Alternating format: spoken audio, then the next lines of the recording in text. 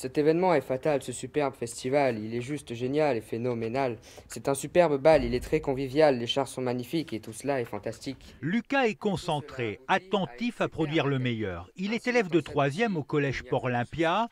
En cours de patrimoine et de théâtre, il présente un slam, c'est-à-dire qu'il donne vie à un texte.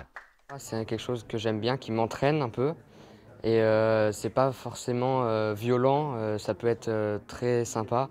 Et c'est plus raconter une histoire, un peu comme de la poésie, que dire forcément des gros mots ou d'être vulgaire. Donc moi j'aime bien.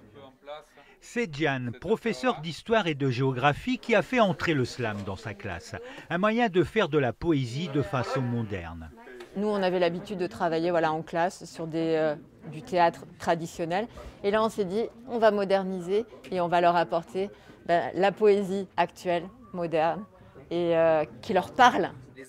Les ateliers se déroulent en plusieurs étapes. Élaboration d'un texte et travail sur les rimes et la voix. Pour animer le cours, le rappeur niçois Icar. À l'origine de ces ateliers, l'association Wacom Mouvement, dont le but est de soutenir et de mettre en valeur les artistes et les associations de la région.